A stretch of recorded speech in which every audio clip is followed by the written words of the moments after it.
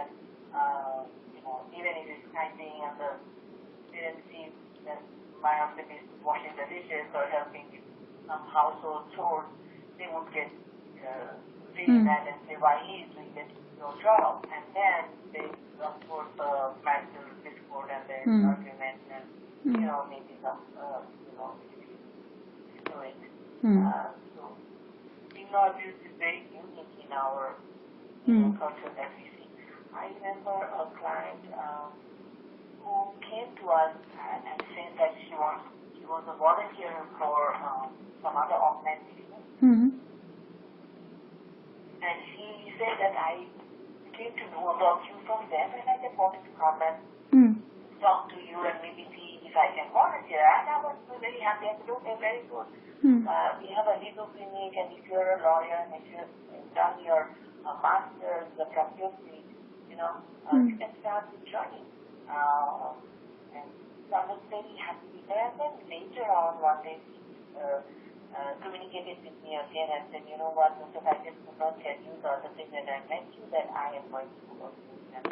And the thing that she described was so heartbreaking, being an attorney back from India and then coming here and doing her master's to start her, legal career. She was so much abused by her in-laws. I mean, they would just hold her, like beat her and then pull her hair and just drag her to the restroom and say that, why have you not in the, bathroom? And then she would say, hey, I did yesterday, you have to do it like every day. She would clean, she would wash the dishes, and if she had put the dishes in the dishwasher, they would say, why are you putting this on the dishwasher? You should be just washing with your own hands. Why are you wasting water? So they were constantly, she was being abused by her in-laws, even if she was like so qualified and all. I felt so bad, and we tried to tell her, but unfortunately, her parents didn't want her to be here. Her brother from England said, no, we don't want her to be here.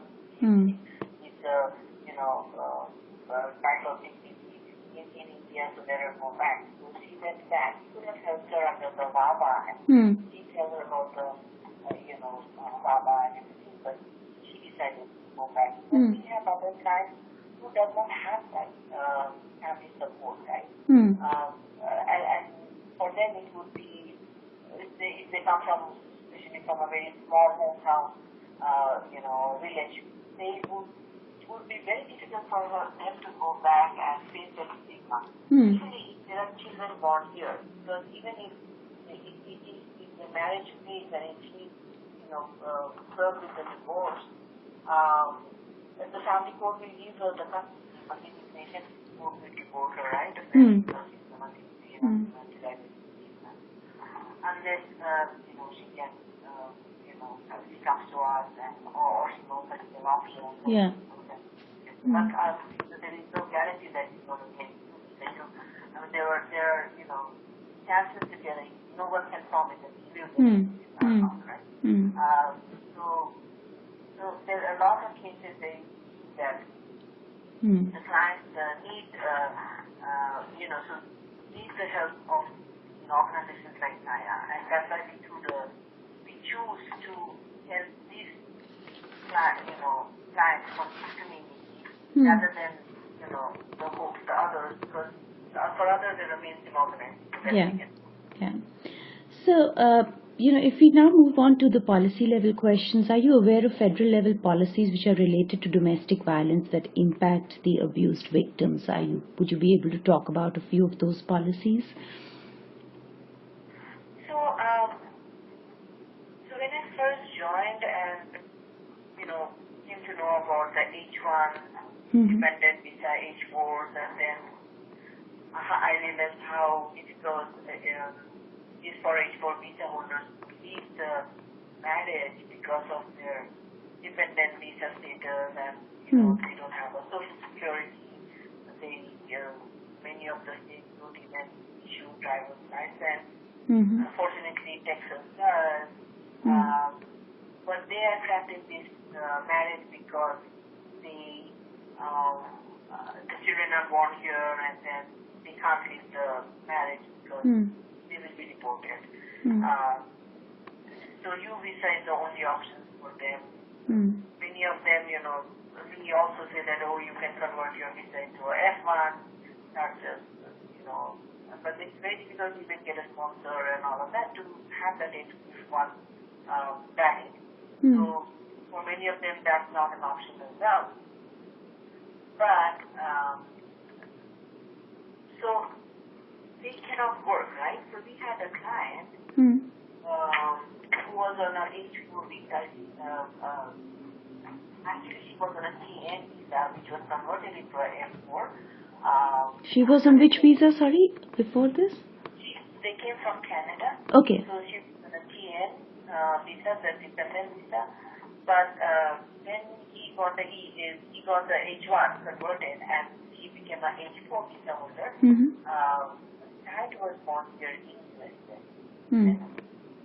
He said, I don't have a work permit. She was the pharmacist. And he said, I can't even work here because I don't have a work permit.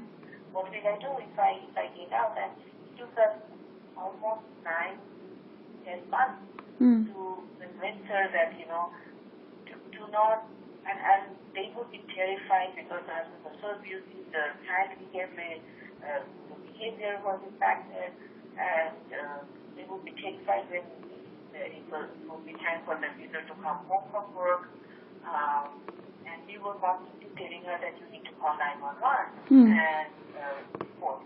So even calling 911 is a challenge for South Asian clients, right? And then when she was calling, she was not telling the police to file a report, right?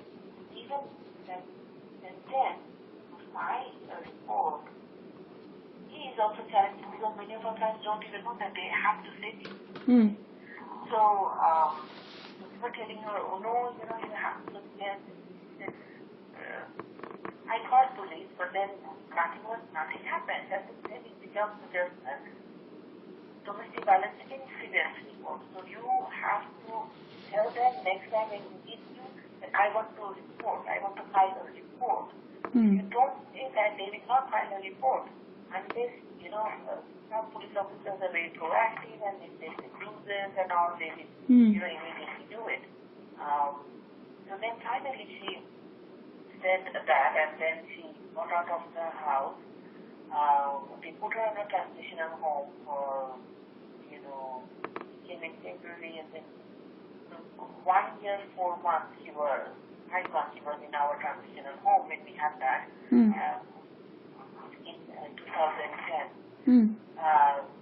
For her it was very challenging and for us also it was challenging because she did not have the work authorization, right? So when I joined in 2008, I realized that it was so important. I was like part of this movement of getting the stage 4 work authorization through NCSO, National Coalition of South Asian Organizations, and the facilitating organization is also called South Asian American Meeting Together, based in DC. So we went and got trainings and all, and were having conversations with the vital initiatives. We went to Congress and given the petition for H4 work authorization. Finally, in 2016, the H4 work authorization was granted to a certain kind of H4 visa holders who are already in the EAD. However, sorry, can you explain that again? I didn't get that. So in 2015, the H4 visa holders received the work authorization, right? But not all of them. I mean, it was only EAD, the ones who are already here for some time, almost like 2 years, that they could get. But this memo did not talk anything about the battered spouse, like the battered H4. Okay. Like if you're a battered H4, you will get a work authorization. Because that was not addressed. there wasn't any, it was just for